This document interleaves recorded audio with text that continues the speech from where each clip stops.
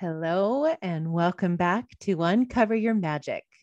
Today's guest is someone I met in the podcast world in a class I am in with Ginny and Michelle, the co-founders of the Podcast Accelerator, the class I took back in 2020 to learn how to create this podcast.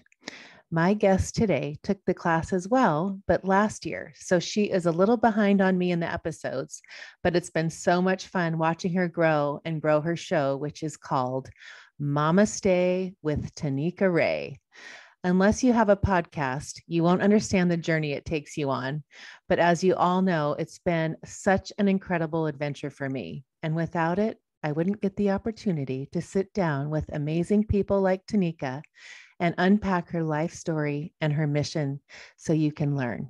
And I know some of you will relate to what she has experienced in life and what has brought her to today. I love getting to know people before I bring them on the show. It's even extra fun when they have a podcast because there is so much to listen to and learn from before we talk. You have got to go check her show out too. You will love it and love her energy. Some of you might recognize her from TV. Anyways, before we get started, I just wanted to remind you to sign up for my 5-day Kiss Your Limiting Beliefs Goodbye Challenge. I am creating the wait list now, so as soon as I know the dates, I will let you all know. It's free and it's going to be life-changing, so you will not want to miss. Even if you do miss and can't make it, sign up anyways, because you will get a recording of each of the 5 days. I am so passionate about teaching people how to eliminate self-limiting beliefs because I want each and every one of you to experience life like I always say, as it's all working for you and is perfect and always for your highest good. Life becomes so much more fun once you get these tools embedded into your mind. I promise. You will see life with a brand new pair of eyes. I also have my guests each month from this podcast that hold free masterclasses. So check those out on my website and sign up for those too. They are so much fun. My girls are also hosting a masterclass for kids and parents too. They can all come. They are going to teach their powerful morning routine that will change the energy in your homes and even teach you and your kids how to create a vision board so you can start manifesting together as a family like we do. It is so much fun. And just so you know, I just manifested a trip to Paris this summer. I went to look at my vision board for 2022, and what do you know? There was a picture of the Eiffel Tower on it. I can check that box. Thank you, universe, and the power of vision boards. So there is something here for everyone. Let's start to empower each other and spread love so much around this world. You know, we can always use a little bit more love. Every link can be found in the show notes, or you can always go to my website, ashleygoner.com, and let me help you find anything you need, answer any questions, or just email me at ashleygoner@gmail.com. So let me tell you a little bit about Tanika Ray before I bring her on. Tanika Ray began her career as a professional dancer with various artists such as Will Smith, the Backstreet Boys, Peter Andre, Brandy Norwood, and the late singer Aaliyah. She then started acting, guest starring in shows like the Wayans Brothers, Living Single, NYPD Blue, and Family Matters. She also appeared on music-oriented shows such as Soul Train, Motown Live, and the short-lived late-night talk show based on Vibe. In 2004, Tanika became a New York correspondent for the entertainment magazine show Extra. After 2 years, she was promoted to the host of its weekend edition, Extra's Weekend Show, and relocated to Los Angeles. In 2009, she left Extra. Tanika next hosted TBS Weekend Extra on TBS and CW Now on the CW.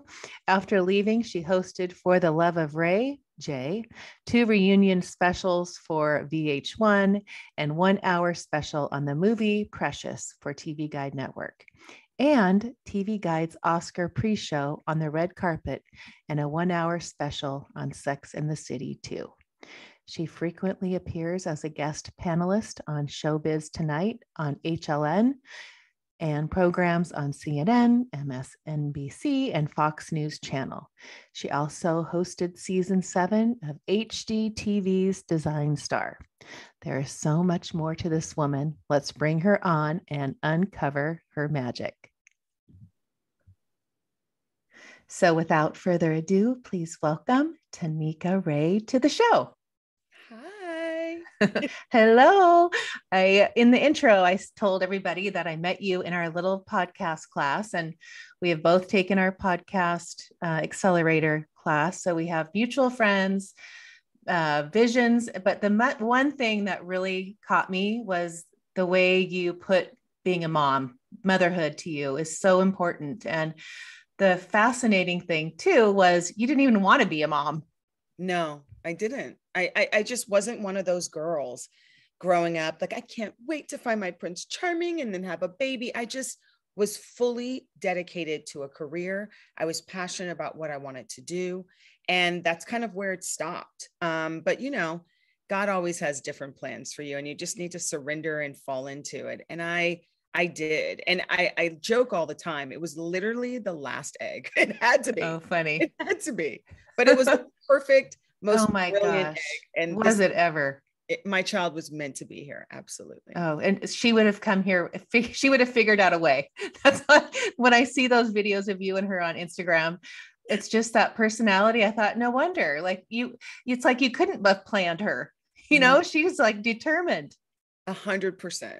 And so when things like that happen, I literally had a conversation with the universe. Like, is this what I'm doing? Like, you know, you check yourself, you know, you've been pregnant a couple times. It's a trippy experience. Even if you plan it, you're like, there's a human growing inside of me. And your first one was probably very different than your second, but it is magical. Mm-hmm. We're superheroes, really, totally. Truly. What we're able to do with our bodies is unbelievable. And the fact that our society would downplay it at all is trippy. We can feed our children for years with only our breast. What? Yep. Magic. Funny. But go back because, I'm all about, the podcast created a class for me to teach kids because parents were listening to the podcast when it first came out and saying, can you help my kids? Can I bring so-and-so over, or through Zoom from a different, friends in Utah, can you help? And I was like, it was just I thought, and then I took Michelle's next class and how to create a course online. And I just did it because I was bored and I loved Michelle. So I was like, I don't know why I'm here. I'm just going to take a class. I don't know what you're teaching, but I took it so I could learn. And it just created this class called Raising Confidence. And it's this class where I teach these kids all the mindset tools that we learned at Tony Robbins or in our books, spiritual books that I've learned my whole life, because I didn't have my kids till I was 37 and 40. Mm-hmm. And, I did personal development for my whole life. So I just knew that I wanted that because I wanted to be a mom. I knew it in my heart. So completely opposite. But the cool thing that I love about your journey is that you go back to your childhood. And I think part of that reflection of why you weren't wanting that, because you didn't have that mom and daughter experience. So I always love to talk about where you came from in that way. Because I think, being a mom, having a child and knowing that you're creating their childhood and all their limiting beliefs and all the things that they're going to start to, duplicate in life after they leave you at 18 years old, and that's our, we can't help it. That's what we do. But when you have a relationship with your mom, that really goes to that place where you're like, that doesn't even sound fun. I don't want to, like, nothing excited you about it. So go there. It's such a deep concept. The fact that we are nurtured inside of our mother's bodies. And I read recently that when our grandmother is pregnant with our mother, all the elements of us are already inside of our moms. So we are inside our moms, inside of our grandmothers. The maternal lineage is deep and profound. And so when my mom was pregnant with me, at 8 months pregnant, her mom passed away unexpectedly. Oh, wow. And so her last 2 months, as we all know, we're pregnant really 10 months. Mm-hmm. Her last 2 months of pregnancy were traumatic. Wow. And I was then born, and I have these weird memories of like being in this empty space with a lot of light daggers coming at my face. I always had this probably first memory. And I had a very complicated relationship with my mom. And I don't know what the connection is with her losing her mother while she was pregnant. Mm-hmm. But my mom isn't an open vessel to even discuss those things. Right. She is not as evolved as I have become. She is what I like to say, she's a new soul. I'm a very old soul. Mm-hmm. So along the way, I've learned all these lessons. I'm not starting from scratch. And I remember having really profound friction with her at the age of 7. Huh. Like, wow, I don't agree with anything that you're saying. Mm-hmm. I don't get it. So I learned pretty early on, I was on my own. I had to figure out life kind of on my own. And everything that I desired and dreamed of, she was kind of counter to. She wasn't a support system. She thinks she was. You know, it's always the person who criticizes those really closed people that want to suppress you, that never remember the facts, right? Right. For her, I was so supportive. I always knew you'd be on TV. No, you weren't. And no, you funny. You were the person that asked me to find something more, substantial or more reliable as a career, is what you constantly said to me. So I no longer relied on you for confidence, support. It's not her fault. I've done a lot of work, a lot of therapy to really try to break the connection between me and my angst and my mother. Like, try to just say it's not her fault. She's on her own life journey. Right. That she's got to live that life. It's my responsibility once you become 18 to figure it out. Right. And so I did a lot of therapy, a lot of Tony Robbins, a lot of Lisa Nichols, a lot of Deepak Chopra's, a lot of, Dr. Shefali's and Marianne Williamson's, so that I can help mother myself. Right. Really, truly.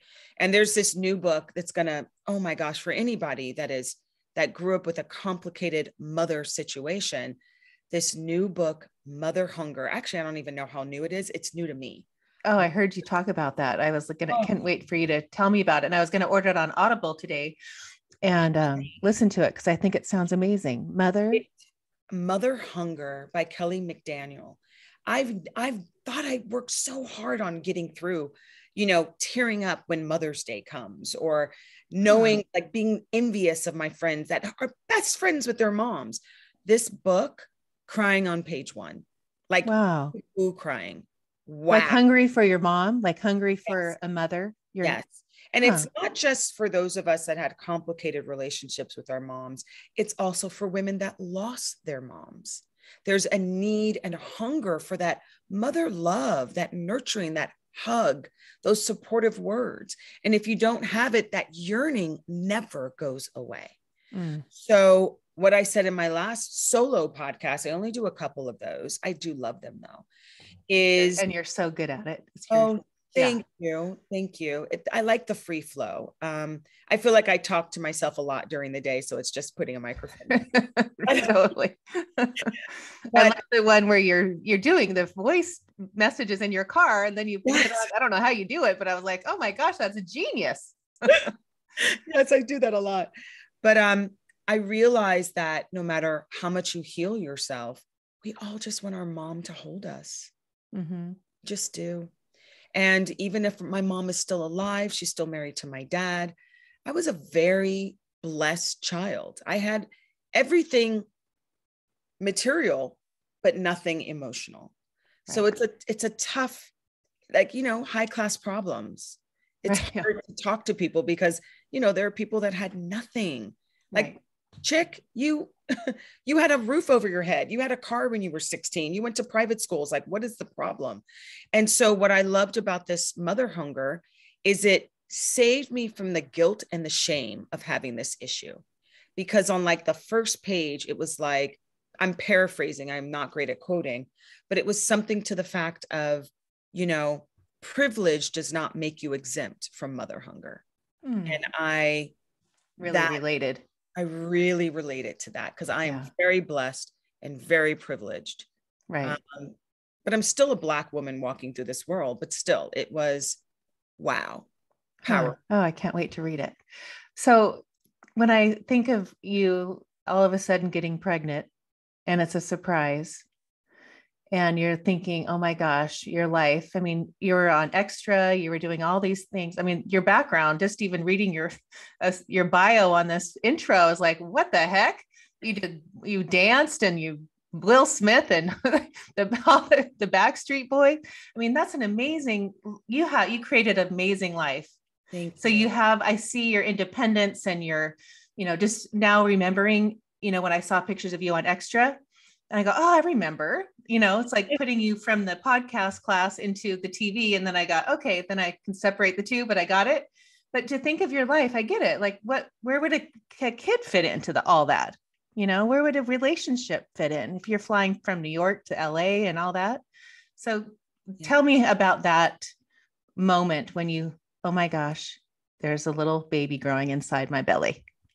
Well, thank goodness I fully believe that all timing is divine. Yes. Everything happens exactly when it's supposed to. So my greatest goal, I knew that I was supposed to be on television. I knew that I was supposed to communicate with the world in one way or another. I end up on a show called Extra, which is an entertainment magazine show. I did it for 5 years and realized how nonstop and unrelenting it was. It is every day. There is no weekend when it comes to celebrity news. Right. It is, if you think about it, they are moving constantly. And those, if you're familiar with junkets, you may not know that word, but whenever you see a television host talking with an actor, celebrity about their movie, that's called a junket. Okay. And those are organized only on mostly on Saturdays and Sundays. Okay. Oh, wow. Okay. So we work all week and then we work Saturday and Sunday and there's literally no weekend. And so I could find myself 10, 11 months without a day off. Easy. Yeah. And it's the wear and tear on your body. I would fly, I would have to work on a Thursday, fly to New York because I had to shoot in New York on Friday. And I would fly red eye and I would get off the plane at 5, 6 a.m., go to the hotel, take a shower and keep rolling. Wow. And that was typical. And what I realized was, I mean, I could do it very well. Once you're on that treadmill, you hit that 7.5 and you just don't stop. It's the moments you stop where you're screwed, right? Right. Totally. So I did it for 5 years, got into a really dark place of my life is solely work, sleep, work, sleep. I'm not even having relationships. And on top of that, I had a complicated relationship with my parents who are perfect. And I would want to, with the days I did have off, let's say it was Christmas, I could get a call Christmas morning. Oh, we gotta, somebody died. We gotta have you come into the office. And so it was crazy. The days that I did have off, let's say I wanted to see my family because I had the hunger, mother hunger, family hunger. And I would show up in ratty sweats and a t-shirt. The comment from my father would be, don't you think you could have done something a little, you could have spruced up a little bit. And I realized, oh my gosh, I can't even just be with my family. I'm exhausted. And I came from a family that's like work, just work, Ohio. They grew up in Ohio. So very Midwest, salt of the earth. You work your butt off. Right. And which was great. I did it 5 years, took a 7-8 year break, and then did it again for 2 years. The brilliance of timing and how God places things in your life is that those next 2 years, I was asked to come back because I'm great. I'm good. You are good. Of course. But I was determined to do things differently. The first 5 years, anything they wanted. Yes. I know I could say no. I didn't know I even had the ability or the right to say no. I'm tired, or I have plans, or I'm going on vacation. They make you feel like you just owe them. You're their property in a weird way. And then the last 2 years, I've grown up a little bit more. I've done a lot more work on myself, and I exercised my beautiful no. I also had a child, which is a great excuse, which is why these companies hate women with children. They just hate us when we have kids, because they know you're not going to be first priority. You're just not. Not only am I going to say you're not first priority, you can't even try to make yourself first priority. My child's going to come first. Right. But as a woman, you still have to pay for childcare, right? I still have to pay for a babysitter if I have a night shoot. It became expensive, but I was willing to do it if my heart was in it. Mm-hmm. And after those last 2 years, I was like, I've done it. I've interviewed everybody that I love on the planet. Maybe not Obama, but I did the last president, who I don't actually admire, but I spent lots of time with him, and lots of time with big, huge people in the world. Big, huge people. Who's like your favorite? Who would be someone you'd have to say, oh, that was the top of my list. I loved you. I mean, there's always Oprah. Okay. Oh, yeah. Oprah. But not to be cliche. I'm going to say the Jim Carreys of the world. I'm forgetting his name, but he's an old time actor. Beautiful blonde hair. He had a movie with Barbara Streisand. I can't remember his name right now. Oh, yes. I know you're talking. His wife's Wood, her last name. Him. We'll fill in the blank later. You'll cut this out.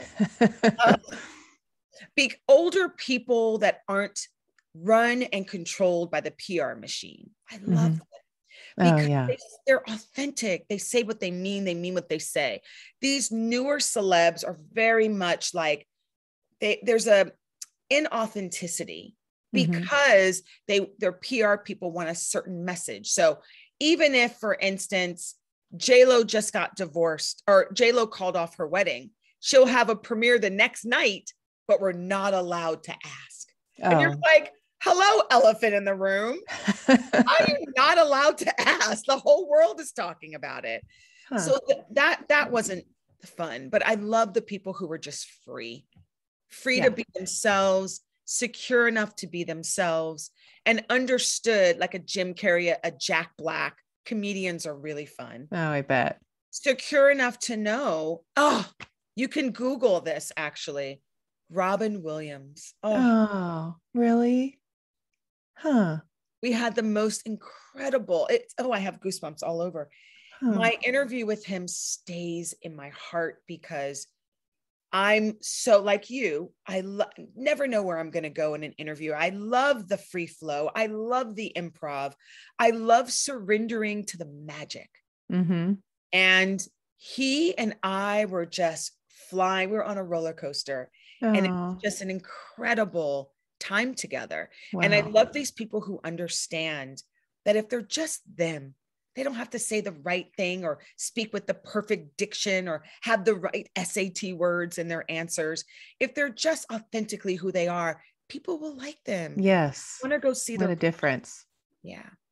Oh, I love that. Oh, I just love that man. Oh, okay. So we were going down a road and we get sidetracked. I know. I'm going to get us back. You asked me about why I once I had a kid, it was time to change the course of my life. And I think that, yes, I didn't want to keep going on the 7.5 on the is that fast? 8.5 on the treadmill. 7.5 is fast. I realized that because, what's going to make me happy? Being in that job 24/7 didn't make me happy. Right. I was eating a pint of ice cream every night. I was a little bit miserable, to be honest. I was drinking a lot. And what's most important in this life isn't being on TV. And I was on a lot of shows. I mean, any day of the week, you can find me on a television show. I had a lot of opportunity to be more well-known, but every time I stood on the precipice of that, I was like, ooh, I don't know if I want that. I saw what came with it. I don't want to go in a grocery store and feel like I don't want to have people coming at me with nefarious, demands. I don't know. I want to be able to just be free and be free to be me without judgment. But would you have done that if your little baby didn't come into the world? Would you have kept going down that road, do you think? I don't know.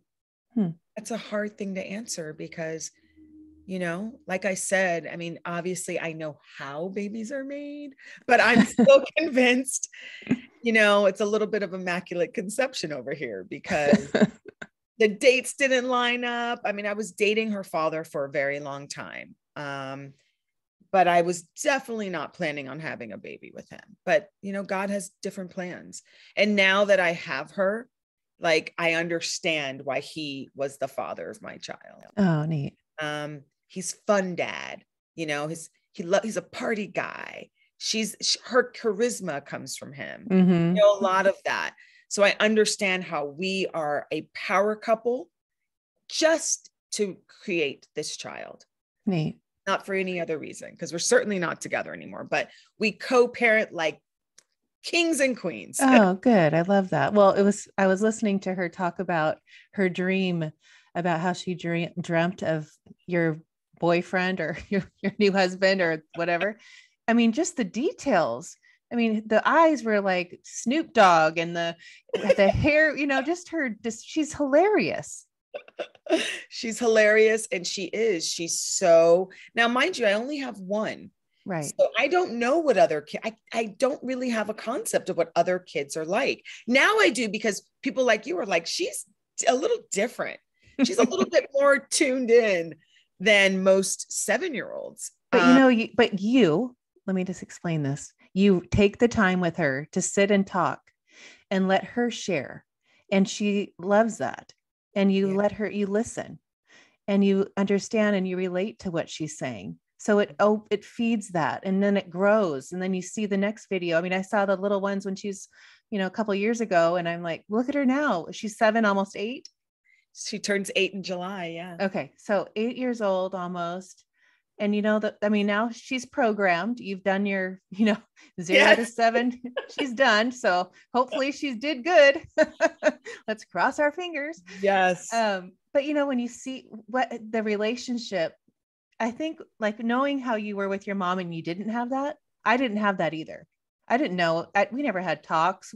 I watch you. I do the same I think I'm so attracted to that because I do that. And I think that is so important. Yeah. Let them talk. And me now, for my girls, they're 13 and 15, almost 16. So being a mom for almost 16 years. And now at the age of teenage years, I see the fruit of my labor. Oh my gosh. I can't even explain what so I'm in the car a lot, a lot. Haven't even had my car for 2 years, and it has 39,000 miles on it. Brand new. Holy cow. Yeah, that's how much I drive. Wait, yes. Where do you live? In San Diego. Okay. So are your girls like involved in soccer? I hear soccer puts miles. She's the oldest one's in crew. She does the rowing team, and that's a good half hour there, half hour home. They go to school.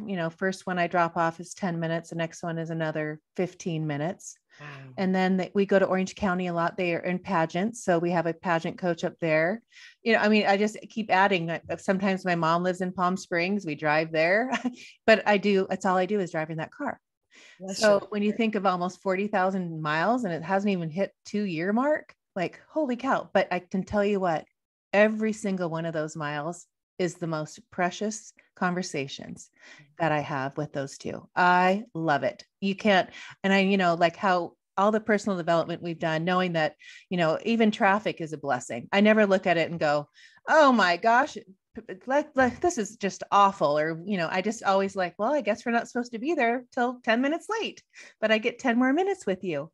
But at my point of it, and what I see in you and Nyla is, it's just that open communication where they know when she gets to be the teenager, and her hormones start to develop, those days are just going to be so beautiful.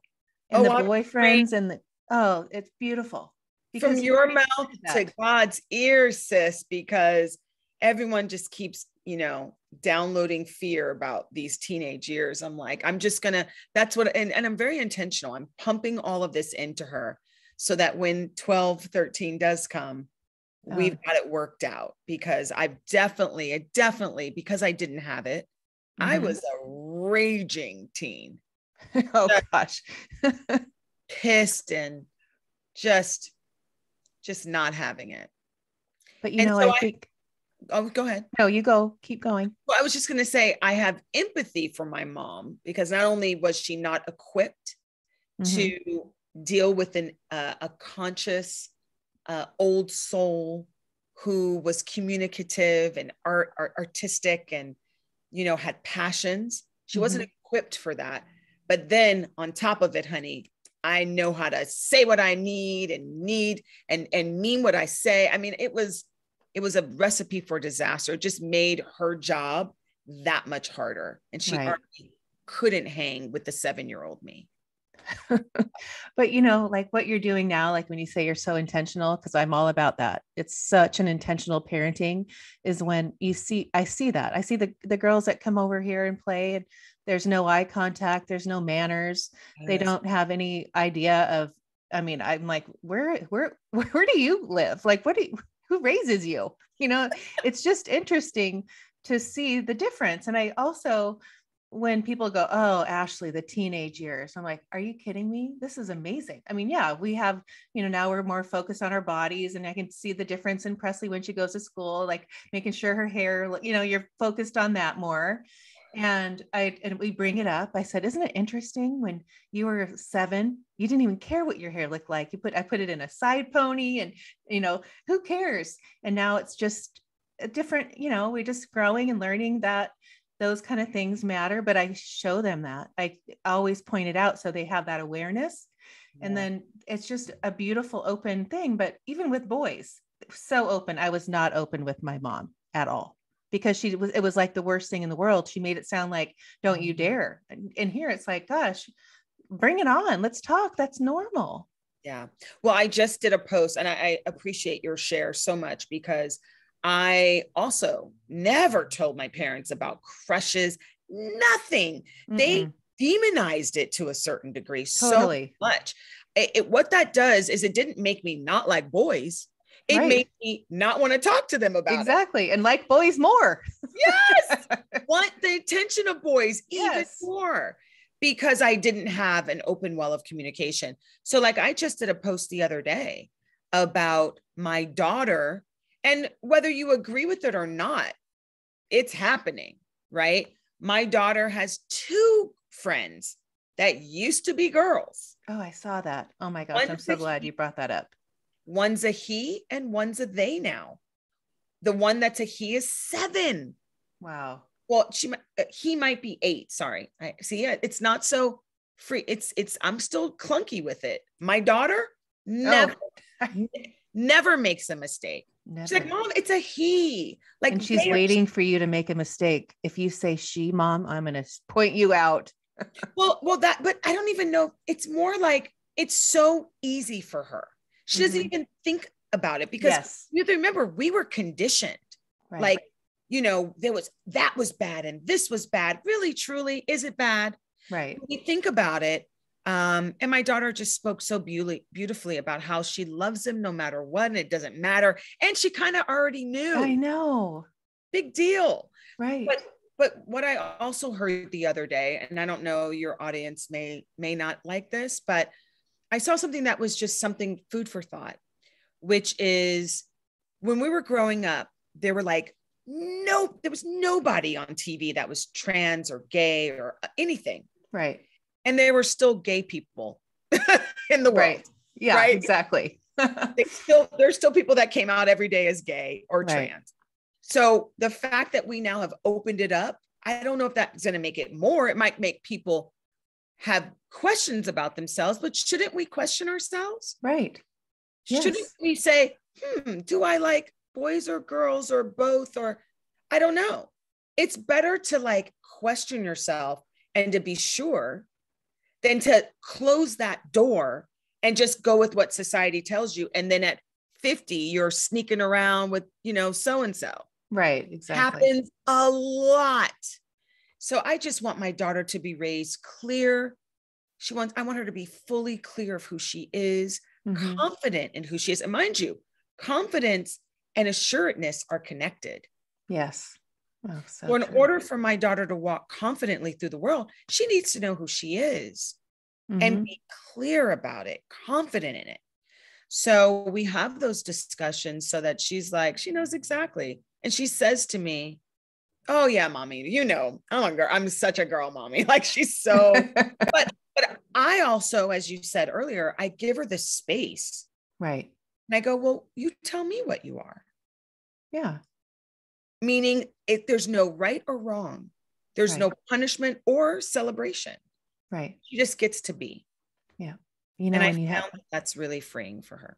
But the way you talk to her, you know, not knowing how to do that. So all these little things that you're doing now with her for the last 7 years is all what? You're self-taught? Are you reading books? Are you asking people? What are you doing? What it's because you're you're a minority in this world that is so intentional with their parenting. That's what I love. And even to have a podcast called Mama Stay with Tanika Ray, you know, I just love it. And I'm thinking, you know, that is the most important job in this life that we have right now, in this life that we're living in this body. I believe it's the most important thing. But how many people put that at their priority? Well, we're conditioned. And I always go back to conditioning, whatever you want to call it, indoctrinated, conditioned, brainwashed, whatever it is. Mm-hmm. Society is like, make that money, they make money the priority because we all want to have wonderful lives and we all want to go on vacation. Right. But if we're doing that, and we're denying our children at the same time, we lose. Now, I think because, and this has just come to me actually, I think because what I said earlier, I was very privileged as a child. I grew up in very nice neighborhoods. I'm sure like a neighborhood you live in right now. And I went to the best schools. We were country club kids. I know that might be unusual to see a Black girl who's a country club kid in the 80s and 90s, but cute. We were that one Black family that was there. Funny.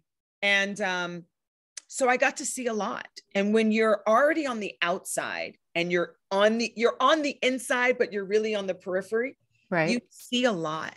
Mm-hmm. You observe a lot. And I had a lot of friends whose parents were very wealthy, but they also left the kids with the nanny for weeks, sometimes at a time. And those are the houses where we had the parties at, the ragers. Right. Because they would leave town, go to, Istanbul, wherever they were going, and they would leave kegs in the garage with the nanny. Oh my gosh. And we had a good time. We had a good time. We were kids. Right. But all the houses where we knew we could be free and be rowdy and do the things that were taboo were at the kids' houses that were very ultra privileged. And the parents prioritized their jobs and making that money more than connecting with their children. And do you still connect with those girls? Like, do you still have friends from way back then?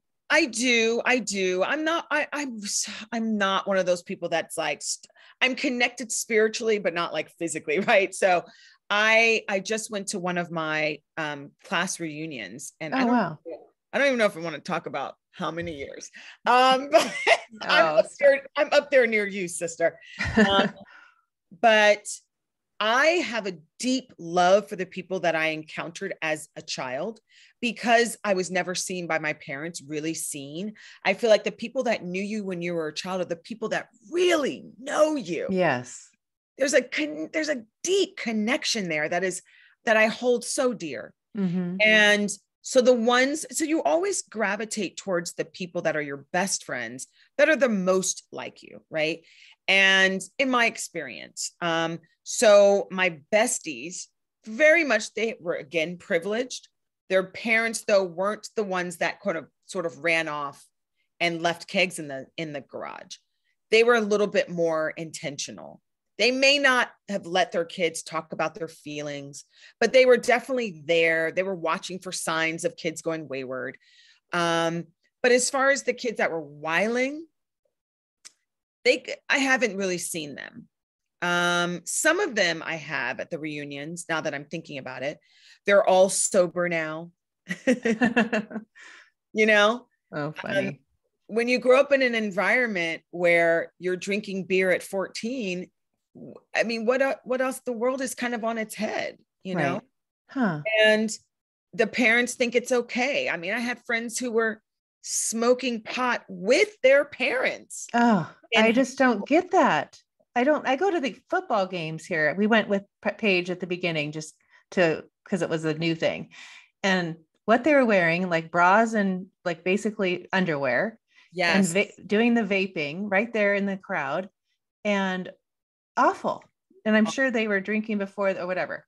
But, Paige is like this. The first thing she said when she went from one little private school to a high school, private school, Catholic high school, Mom, girls swear. And I said, oh, they do a lot more than just swear. But that's what I'm saying. The mentality of this. I said, well, we needed you to go to this school so you kind of opened up your eyes a little bit. And it sure has.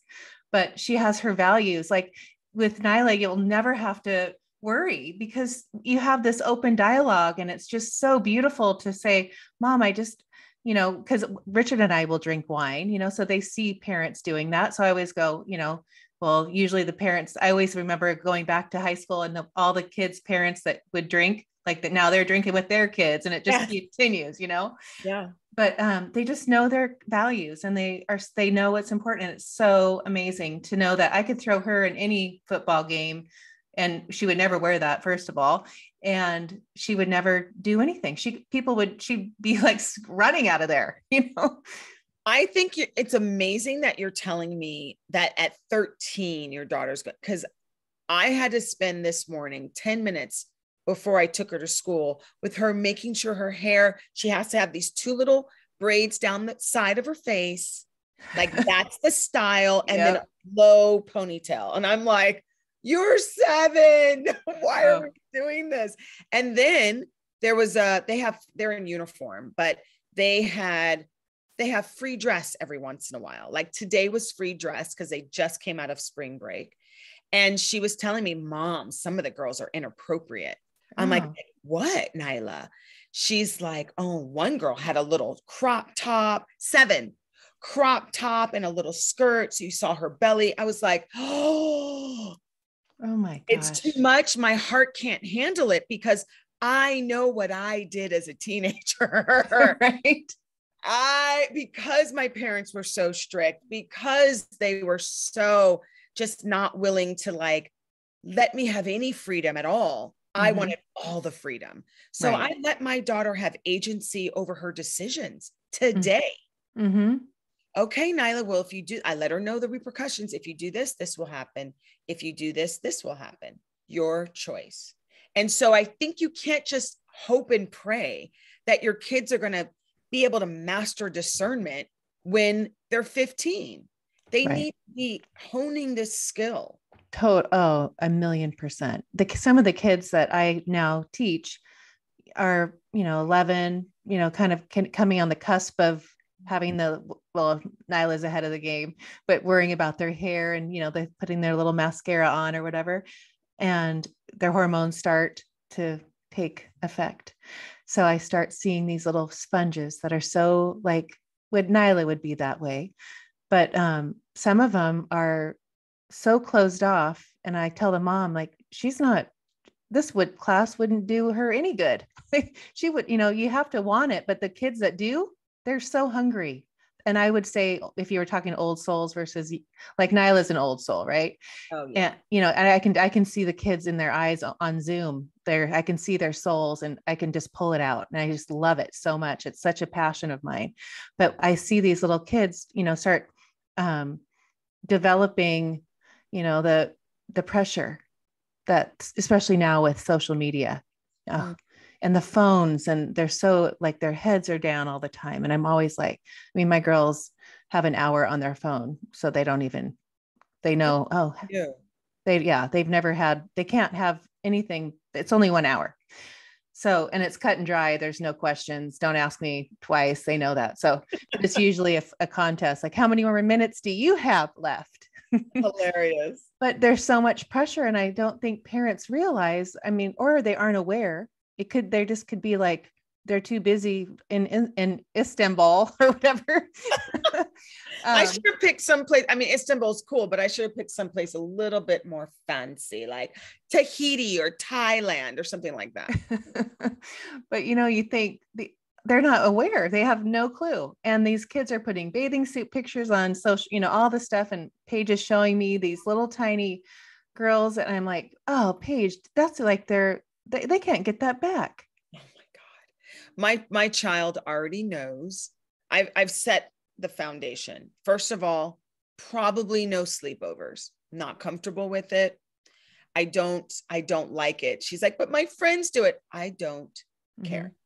I had a horrible experience as a child. And so we mother through our trauma all the time. And what we experience that we're traumatized by, we shut it down. I've told her that, and she's like, okay. I go, your cousins, your friends that are also good friends of their moms are good friends of mine. That's different. Right. Totally. I'm the same way. Yeah. I don't know the parents. Not just meeting the parents. I mean, girlfriends. Yes. Right? Know them deep. Know them and know that they hold their house at as high of a level as I do. Right. And I already told her, you're so screwed with the cell phone. It's never going to happen, which of course all the moms come back and they're like, well, it's for safety. And I know I'd rather low jack my child than give her a cell phone. Yeah. We did that. We had those watches. Yeah. They had these huge, like, I just remember like when they first came out, they're like, it's like so heavy when they're walking out of the car to go to school, but no, it's just so unnecessary and so distracting. And I'm not a proponent for that, but I know that it's a different life. I know we didn't grow up that way. We didn't have the technology, and I'm accepting of it to a certain extent until I see it disrupting life. Yeah. And it does. It disrupts my life. Yeah. Oh, yes, exactly. That's what it does. But what would you give because I feel like it's an innate in you to know, because you did all your, Deepoks and your Tonys and Marianne Williamson and all that. So you have all that in you're a seeker. Yes. You're a seeker for, to do the best, to make sure you're on the right path. And you obviously starting the podcast after, having this child and trying to bring people on to share that, to learn from them. What is the best way of parenting? And what, even having Dr. Shefali on, who I absolutely is like, what? When I heard that, I was like, that is amazing. Like someone that I would always send her videos to all my mom friends that like, you have to listen to her, but, she's an amazing mentor and as a mother mentor. But tell me things like who would be your biggest mentor that you've really learned a lot? I mean, is it her or who do you? 100%. Hands down. It is Dr. Shefali. I was lost when I was pregnant. I actually didn't tell anybody. I was very private. I wore baggy stuff. I was freaking out. I knew I didn't necessarily see myself marrying her dad, even though we were working together at the time. We were working on a project together, producing a television show. And, but I didn't even know where to start. All I kind of went into, because I kind of just go into I'm just going to relax. When you don't know what to do, they say, do nothing. Right. Right. And relax. So I just relaxed. I started like decorating her room and just sort of taking in the sunshine and doing walks and walking I literally did nothing. And then I was also praying, like, please send me guidance. And I looked up to the TV, 7 months pregnant. So I was almost at the finish line, like lost. And it happened to be the episode where Dr. Shefali was with Oprah underneath the oak trees. Oh, yes. Super Soul Sunday. Huh. And now that's not a synchronous. That's a beautiful moment. All God. All God. Magic. And I was like crying. I was emotional. I remember looking at that TV like, oh, I can do this now. Huh. Everything she says makes sense. Yes. Every way I was raised doesn't. It's right. not intuitive the way I was raised. The way Dr. Shafali speaks and the way she teaches is intuitive. It's pragmatic. It's duh. For some reason, we humans, we make things so complicated. And we also want things to be easy now. We want things to be easy now, but we sacrifice how hard it's going to be later, right? Right. I'd rather spend the time and that make it, okay, I'm going to foster this conversation, which I'm exhausted, but I'll have this conversation so that it's a little hard now, easier in the future. Exactly. I much rather it be a little harder now, force me. And I'm a communicator. I love to communicate. It's my favorite thing on the planet. That's why I did television. I realized all the things I've ever done, even when I was a dancer, actress, television host, it was all communication. Yes. So if I say I'm a communicator and my daughter may want one too many conversations one day, I've got to surrender into that. Yes. You know, because she's such a thinker, I don't want to ever shut her down, because then she's going to go find somebody else to have those conversations. Exactly. It doesn't go away. No. So I would go to my best friend at the time when I was a kid, the best friend who smoked weed with her parents. And they would be the people I would talk to. I don't think that's what I want in life. I don't want my daughter to find a home mentally and emotionally and spiritually someplace else. So I've got to do it here. Right. Got to suck it up, put my big girl panties on, and have one more conversation. I mean, Paige calls me from school all the time. Hi, Mom. You know, not people like, who are you talking to? My mom. Yeah. She's my best friend. It's just the cutest thing. I mean, I savor that. I'll never not answer it unless I'm on an interview. But, you know, it's just so you just see.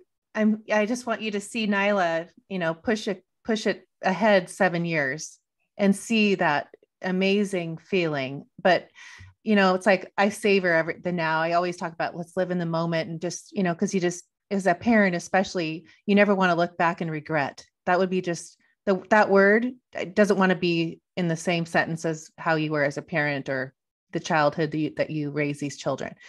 I'm all so intentional, but so present. And yes. I can't even look at baby videos because it kind of makes me sad. I can't go back. So I think of Nyla at 7 and remember the girls. It was just a blink of an eye. I know. That's why I want it slow. That's why I do have those, even though they're exhausting, even though my patience is up beyond my hair and my hair's big. Take a deep breath. And I just got to engage because it is going fast. Like I can't even believe she's 7, almost 8, you know? And I tell her all the time, like, you're always going to be my baby. Always. Her home, and she's a Cancer baby. So cancers are emotional and feeling. And so she's very much like her favorite place is home. Her favorite place is on her mommy, like, just, you know, which is kind of also poetic too, because I wasn't a child that was hugged. My dad, he said, I love you once, and it was under pressure. Oh, wow. And, they show love in other ways, but obviously I don't have any debt, you know, like all those great things. Right. My dad's very pragmatic, but, God, every kid wants to be held. Every kid wants to be kissed all over their face and told they're loved. Every kid yearns for that. They're hungry, back to mother hunger. Yes. That. And some kids more than others, but I want to do that for my daughter until she's full, not when I'm full. Right. When she is 12, 13, and she's like, I have so much from my youth. And I check in with her. I'm like, Nyla, who loves you? Oh, the list is long. She's so clear that she's loved, you know, Mommy, my daddy, my aunties, and it goes on. And then she goes, my fans. I'm like, you don't have fans. Stop it. Cute. Would you ever want to date again? Is that something on your list? Oh, yes, I know. Cause my daughter's ready for her new daddy. She says all the time. Yeah. You know, I do want to date again. I've dated in the last couple of years. But I think it's so amazing. I also read, I love Instagram because I pray for Instagram to always teach me. I pray for Instagram to be curated by the universe, right? So what goes by your feed is brilliant. Right. And I saw this meme once that I will never forget. I can't just settle for anything. My daughter's watching. So that has made me a fierce advocate for what I need. Mm-hmm. And I may have put up with a lot of crap in the past because, first of all, you have to understand, I think I'm invincible. I have everything I need. I don't need a man for anything. Right. I want him to be there, but I don't need him for my rent or my this or my mortgage, any of that, my clothing. So I come from this take care of yourself mentality because of the way I was raised. And so now my daughter has softened me. I now know what love is because there was a question. What the hell is love? I don't know. Right. My daughter has taught me that. So I can approach relationships in a much more thorough, intentional way. Could you tell the last 2 years dating, it was different and you were attracting different men because of Nyla and her teaching you love? No. Universe wants to make sure I've learned my lesson. Universe wants to make sure. So what I'm realizing is that there is shifting. I'm getting men that I typically really like, but it is a test. I'm getting them this one that I was just so I still feel like I love him. Was he the man for me? No, he wasn't, because he was presenting the same stuff that my last one was. How long did that take you to figure out that? Did you have to go? Okay. All right. So we're going there. Are kids listening to this? No. Okay. Well, sometimes a mommy has needs. So I enjoyed my needs being met for 2 years. Okay. And then I realized, okay, I can keep doing this, but it's getting emptier and it's feeling emptier and emptier and emptier, meaning my needs being met compounded by not having the conscious connected relationship was feeling sadder and sadder and sadder. Right. So I just was like, okay, I just sort of shut it down. Huh. And then I have a lot of guys who DM me, who I guess attempt to form connections, but nothing has stuck yet. What's really important? What's your number one must? Communication. What does that mean though? Does he have to be spiritual? Does he have to have read books that you've read? Okay, that's a fair question. Spirituality is actually maybe second to communication. When I say communication, the ability to have conversations about any and everything without any and everything triggering an argument. Yes. Just a conversation. No judgment, acceptance. No judgment, acceptance. We might disagree, but we can have a conversation about it. Right. We don't have to stay on our sides. I get where you're coming from, but do you understand where I'm coming from? Right. I love that. But I always feel like we as women always are we know how to get where they're coming from, but can you understand where I'm coming from? Mm-hmm. Based on where my upbringing, based on my education, based on being a single mom with a child. Right. If there's no empathy, if there's no consciousness, then we're not gonna do well. But I know that now. I thought I can work through anything, that I was strong enough and invincible enough that I can take on flawed, hurt, damaged people, and I would come out unscathed. That isn't true. No, it's not. No, those unhealed people will find some opening, some little scratch in your atmosphere and your being, and they'll take their fingernails, they'll jam it open and spew all their toxins, all the toxins. So I just don't, it's not worth it. No, it's not at all, especially with Nyla. Like, don't even waste a minute. No. And I got to tell you, I dated this guy for 2 years and he wanted to meet my child. And I immediately was like, no. Oh, no. And he's like, what? He was so upset. But I was like, what I realized in that was, oh, I don't trust you enough. Right. Oh, I don't have that. I don't trust what we have enough to introduce you to my child. Yeah. Cause if you did, couldn't wait because you would be excited for Nyla to see who you found. But what I realized is that you have to understand how some guys work, right? They want you to be hooked, but that doesn't mean that they're hooked. Mm-hmm. So if my daughter met him, that's another one of my hooks into him, but that didn't guarantee any more connection that he had to me. I mean, dating with a child is just a whole different level.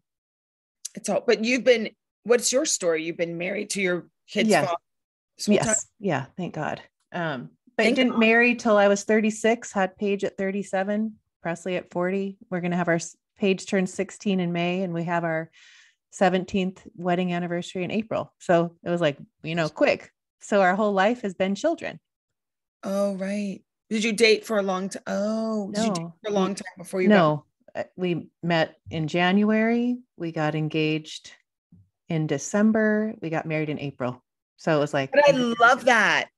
Yeah. And we just knew at that stage of the game, Well, that's what I'm waiting for. Yes. I just want to know. And what are you going to do to get that? Do you do any kind of like journaling? Do you have crystals in your bed? What do you do to manifest that? Oh my gosh, you called me out. I don't know if 7 is a good age for me to be present with the one. Mm. I don't even know how you guys fit everything in. Mm-hmm. I'm not clear on how to do that. So I'm just working towards trying to be more disciplined in you would not believe what I'm looking at right now. Sweetie, I spent Sunday purging. I took 6 bags to Goodwill this morning. I laid out all the magazines. Oh, I saw that. I saw that on your Instagram. 450 magazines beautifully laid out on my floor. I have to figure out how to clean out my life, purge the things I don't need, be more disciplined. I want to wake up every morning and really meditate, not sometimes meditate. I want to wake up every morning. I want to be more intentional with my food, all the time, more intentional with my food. I already drink celery juice. I probably drink too much coffee, but I love my coffee. I already don't eat meat. I already took out alcohol. It's like, I want to be at my tip top, because what I know for sure is the people that are attracted to you and vice versa, how do I want to say it? You're meeting them where you are, right? Yes. So 100%. I don't have the discipline, they're not going to have. If I'm not fully present, they're not fully present. If I'm not fully if I'm like, oh, this guy that whenever a mama needs her needs met, she then is open to his conversation.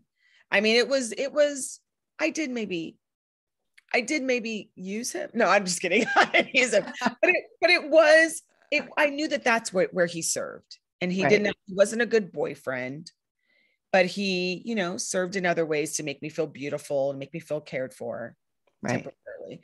But I don't know where I'm supposed to put a man right now. Right. Maybe when my daughter gets a little bit more independent, then there's more space. But right now, I don't see it. Yeah, I get it. I mean, because your priority is her, and I get it. That's where it should be. I would have almost thought, wait, you really want to find the one? Like that would contradict what you're really about, because it's so beautiful to watch that. But I do think whenever I envision my man, he has a child too. And then suddenly we're a family of 4. And I love that.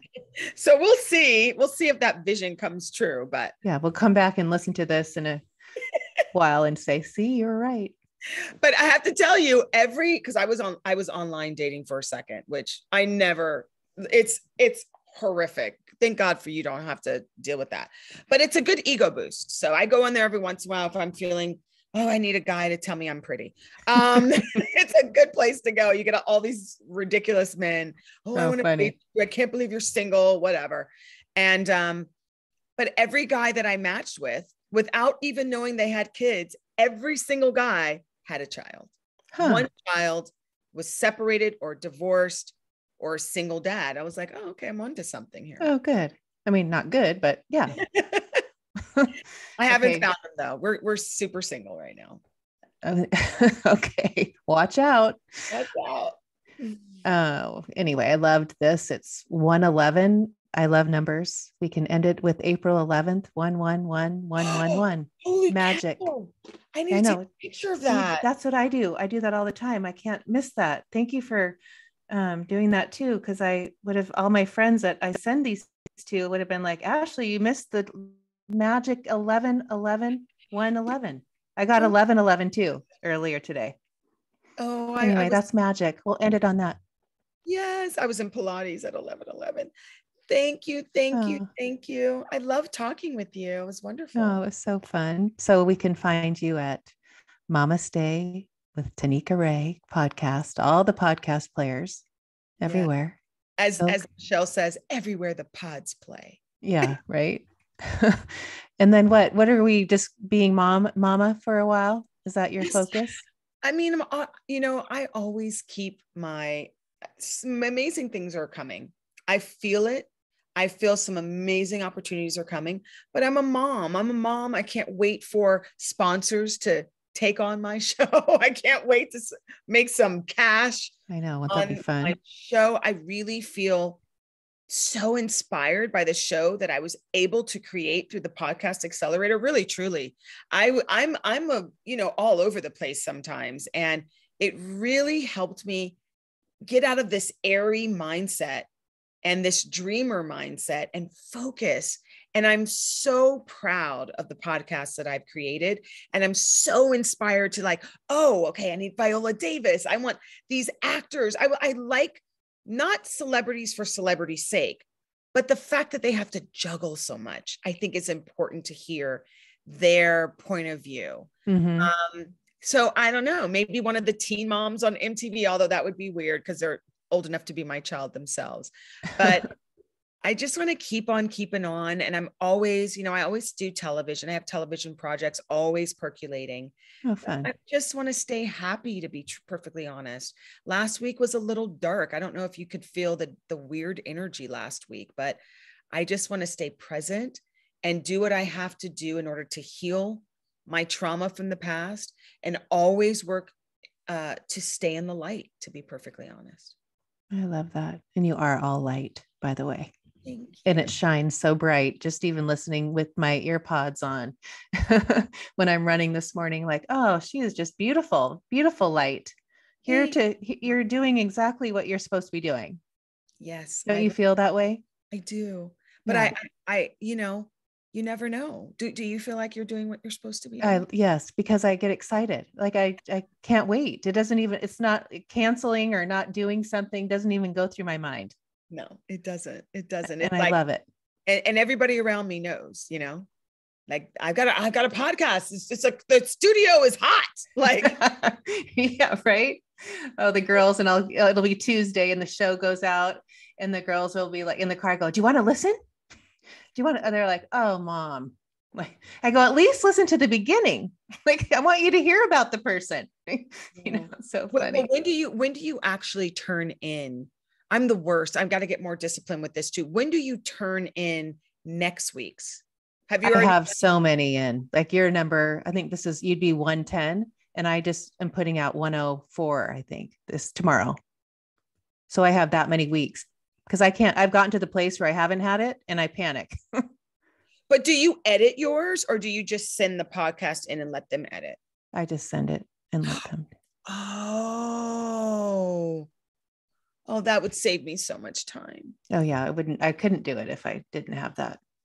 Oh, bless your heart. I do this full edit. Oh, wow. Good for you. All right. Thank you, Mama. Okay. You're welcome. We have been here for a while, but it was so good. Oh, it was so fun. Thank you. Much love, Mama. Love Have a to you great day. too. Thank you.